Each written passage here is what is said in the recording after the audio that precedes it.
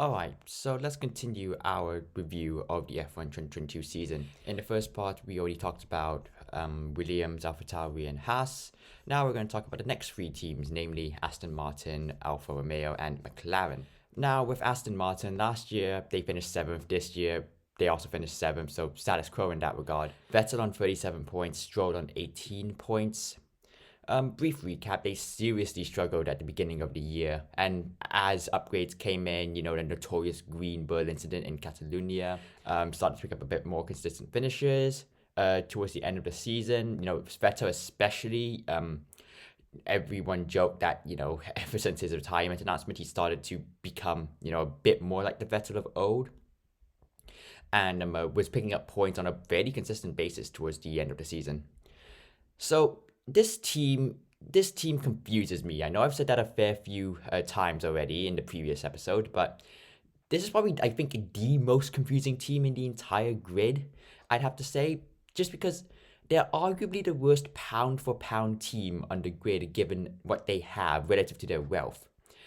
This is a massive departure from their Force India days, where they would frequently like miss entire test sessions at the beginning of years, but would still turn up and be challenging Williams for the fourth place at the time. Yes, Williams were actually that good at one point. I know it's hard to believe as well. So again, their aim is to kind of get back up to that kind of position, at least in the short run. But they're nowhere even near the head of the midfield. Like you compare them to Alpine or not Alfa Romeo, Alpine or McLaren, and it's kind of night and day. And McLaren, as we'll get onto, haven't really been that great either. And I think a decent chunk of this is just that the team culture kind of confuses me. You think back to Saudi Arabia after both cars got knocked out in Q1. To all accounts and purposes, according to reports, Lawrence Stroll gave the team a massive bollocking, which obviously can't be good for morale, and I guess kind of sets the precedent moving forward. So you do have to wonder about this. Furthermore, though, I think there are also questions to be asked around their driver lineup, specifically one side of the driver lineup. Not Lance Stroll is pretty hard to evaluate, to be honest. It's easy to forget that this is his fifth year in F1. He's not as bad as some people make him out to be, but he's not exactly, great either. He's not. Would you really want to build a team around Lance Stroll? Clearly, even Aston don't think so, hence why they're getting Fernando Alonso in for next year. However, having said all this, he was equal with Sebastian Vettel in the head-to-head standings when it comes to races on 10-10, but losing 13-7 in quali though, which again, on the face of it, is not necessarily too bad. But when you get to the point differential, I mean, Vettel scored slightly more than double of Stroll's points. It's not ideal. Also, his racecraft definitely needs some work. We saw towards the end of the season. Think back to Austin when his late move, put Fernando Alonso a couple feet up in the air. Think back to Sao Paulo against his own teammate, moving him onto the grass. And again, nepotism aside, is he the guy you want leading the team in the future? Alonso's already 40 plus. He won't be there forever, despite, him seemingly talking himself up like he could go on forever. As for Sebastian Vettel, we'll quickly touch upon him. Performance has definitely improved after his retirement announcement, which is quite funny to be honest, but maybe that was kind of a mental unshackling. There were still elements of great racecraft. You think back to the Kevin Magnussen batter in Austin, which was great fun to watch. There were a few stand-up performances throughout the year. I think back to the points finish in Imola, which, given the car at that time, was impressive to say the least, and the conditions as well. And a sixth place in Baku also stands out. So, some really good finishes. And definitely more known for the stuff off the racetrack and his initiatives, which again makes sense given, where he is and how he's portrayed himself to the media and whatnot. So in a way, that's a very, very wholesome thing. It's a very good thing. for him to do. And I definitely say it leaves some of these sports in a better position, social wise, than it was prior to him entering the sport for sure. But going back to Aston Martin as a whole, the next few years are crucial. You've got Fernando Alonso in the team. He's going to be expecting, a forward push. We've already seen what he's like when teams don't perform up to his standards. You think back to McLaren, Honda, and you think also back to Alpine as well this year. What is this going to do for team harmony as well? Because Alonso is maybe not as nice as Sebastian Vettel is, not as accommodating as Sebastian Vettel is. I think back to that Esteban Ocon quote not too long ago where he said like it was 98% him, 2% Alonso when it comes to driver development and of the car. How much of that is accurate, how much of that is bad blood, we just don't know. But even then, that's still not great, to be honest, if there is a shred of truth to that. Team harmony is also going to be an issue. Alonso's had run-ins with Esteban Ocon before, and he's going to be partnered up with a driver who, as I said again, put him 2 feet up in the air, or at least 2 feet up in the air, and also runs drivers, his own teammate, nonetheless, off the road. So the next few years are definitely going to be crucial for this team. Again, they've got a couple of big infrastructure projects in the works. That is going to take time for sure. But, but can they maintain, can they move forward? Can they show some signs of progress before and even after that huge investment? It's going to be a long-term process. If it is going to succeed, my biggest wonder is if, they can hold out for that long and give it enough time for it to succeed if it eventually does. So now we move on to Alfa Romeo. Last year, they were 9th in points. This year, they're 6th. They tied with Aston Martin on points, actually, but due to countback, Valtteri Bottas' 5th place in Imola was the decisive blow, needed to land that 6th place. Bottas on 49 points, Zhou Guanyu on 6 points, and make no mistake about it, this is a great result for Alfa Romeo. They really capitalized on that early pace. Again, Bottas had points in 7 out of the first 9 races, which kind of backs us up. They know they don't have the budget relative to Aston Martin, and if they were going to, if they were going to try and challenge for these kinds of places, they were going to have to make the best out of their early season form, which they very clearly did. One thing that is a bit of a concern though moving forward is reliability. The amount of car failures weekend to weekend was pretty excessive, and again, engine component penalties don't really help. So that's something that definitely needs to be addressed for 2023 by the Swiss space team. So Valtteri Bottas is really turning out to be a team leader. He's now finally out of Hamilton's shadow and can, I was about to say show, but can kind of remind us how good of a driver he really is. Was he ever going to, beat Hamilton over a season? Again, no. But no, losing to arguably the greatest F1 driver of all time, there's no real shame there. Again, the stats kind of backed us up. He led Zhou Guanyu 15-7 in the races and 12-8 in qualifying. Again, good start to the season. Points in 7 out of the first 9 races. Not much you could do as the season progressed because Alfa did fall behind when it comes to upgrades, and again, reliability also really didn't help. And the team as a whole have history of experienced leaders carrying the team. You think back to Kimi Räikkönen a couple of years ago. Even further than that, you think back to Nico Hülkenberg when he was at Sauber, as it was known at the time. So there is history, and I do really hope on a personal level that Bottas can keep performing and hopefully drag this team up a couple more places, or at least a challenge of a few more points on a weekend-to-weekend basis. Zhou Guanyu is a lot harder to evaluate. The sole rookie in this year's class. He did have points on debut in Bahrain. However, he had only 2 more points finishes throughout the year, which I suppose, given the drop off in the Alpha's car performance and reliability, and the fact that he's a rookie, I guess we can give a pass for sure. Again, while he did have a pretty solid start to this rookie campaign, and I think definitely outperformed a fair few people's expectations, the expectations are going to be a lot higher next year. People will want to see improvement, and I fear that the car may not be the best place for him to do that, because again, you can only really perform so much relative to your car's performance. And I wonder if Joe is just going to get eaten up alive, especially by the fact that, people have seen what he's able to do this year. They're going to be wanting an improvement, and F1 is a bit of a cutthroat business, especially with fans. We really want to see drivers really show that they belong. Whatever that means, I'll leave it up to listeners and viewers' debates. And we'll see if Joe can really, really bring his performances up.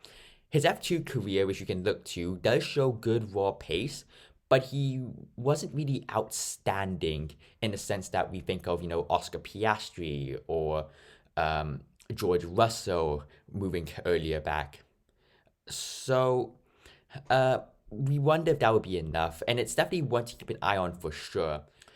So moving forward, you do feel a little bit for this team. You're not sure if they can keep up with other teams on bigger budgets.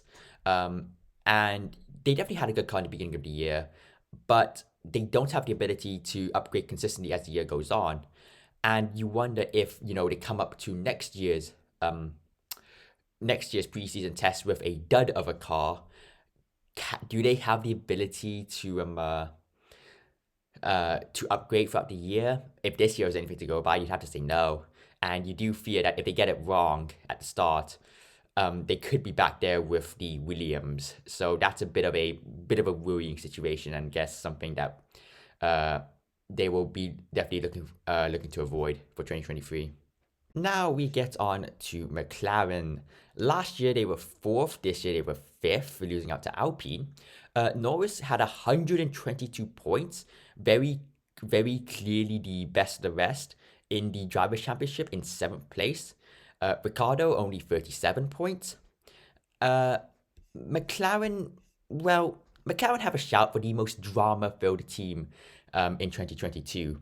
Again, brief summary. Testing and their first few races were absolutely shocking. And somehow despite this, Norris got a podium in Imola. There were constant questions over Daniel Ricciardo, especially in the first half of the year. Then you had Zach Brown promising IndyCar driver seats, specifically Alex Palou, and the whole situation with him there. And then you had the Piastri contract dispute, and you could also add in Daniel Ricciardo's letting go by McLaren. It was a bit of a mess, really, especially that first half of the year. Again, relative to last year, the car wasn't really that great. It's nowhere near as bad as the Alfa or Aston, but all things equal, should have been beaten thoroughly by Alpine. It's kind of testament to Norris's ability and McLaren's general reliability that it kept it so close for so long. Again, Norris, in my personal opinion, he is, I think, quite clearly the second best driver of the year. He absolutely destroyed Ricciardo, 17.5 in race trim and 19.3 in quali, and really put the team on his back in certain parts of the year. He always maximized results, was even fighting with the Mercs at stages in quali throughout the year. Didn't quite have the race pace, but the fact that he could, potentially even split the Mercs at times, especially towards the beginning of the year, is impressive. And again, it's really hard to overstate the job he has done. For all intents and purposes, he kind of has nothing left to prove to McLaren, He very clearly showed that McLaren made the right decision in bringing him up from F2. And now it's actually up to McLaren to prove themselves to him. His contract is up in 2025, and you'd imagine that other top teams, think Mercedes, will be quite interested if McLaren don't really improve and Norris wants out. Again, Lewis Hamilton, while he has kind of made a U-turn in recent years and now wants to stay on a little bit longer, you'd imagine that 2025 he'll be, I think, above 40 in 2025, or 40 or 41, can't quite remember. But he'll definitely be looking to move on if he hasn't already by that point. And with Lando Norris potentially on the market at that time, you have to imagine, a team of Norris and potentially George Russell for Mercedes would be pretty damn good. So again, McLaren really need to show themselves to Norris if they want him to stay for longer. Now, moving on, Daniel Ricciardo. Oh dear. 7 points finishes out of 19 total finishes compared to Norris's 17 out of his 20 total finishes. Again, the struggle bus really continues for Daniel Ricciardo. Being destroyed on a weekly basis is never fun, never good for a driver's morale. And the irony of leaving Red Bull because it was turning into Max's team to eventually end up in McLaren, which is very comprehensively now Norris's team. Now he's back at, and further irony is that he's now back at Red Bull as the third driver. So I think the timeout will do him well. He's admitted as such. Unlike Mick Schumacher in the previous vid, he has enough credit in the bank if another team wants to take a punt on him, a la think Nico Hulkenberg or think Kevin Magnussen. He was clearly not in the right headspace at points. He can't have been good for performances and potentially even for morale, despite, the public persona that Danny Rick portrays to the media and to fans. He's a very lovable character, but behind closed doors, we just don't know. Like, he is a racing driver first and foremost. They want to win. They are hardwired differently from us mortals. So again, timeout will definitely do him well. He definitely has credit in the bank. The problem is sometimes that's just maybe not enough. And you'd have to wonder whether he would want to go back to a midfield team should the opportunity arise in the future. And furthermore, you also have to wonder whether said midfield team, could be any one of the teams we mentioned so far, would want to take a driver like Ricciardo back. Not necessarily because of Ricciardo's credentials. Ricciardo's credentials speak for themselves. I mean, he's got multiple race wins, never in the best car, but still managed to win, is very, very impressive. And not many drivers in this F1 field can say that. However, you'd wonder whether, the youth movement, whether they look more towards younger drivers, whether they look more towards other different types of drivers. Again, this year in the driver market has been interesting per se, which actually, now that I come to think about it, which actually might help Ricciardo, seeing guys, you see the likes of Nico Hulkenberg and Nick de Vries, being signed, and no F2 graduates moving up. So we'll see. The option is still there. Whether he'd want to or not is a different story. Again, McLaren, I feel, also aren't exactly faultless for when it comes to Ricciardo's poor form.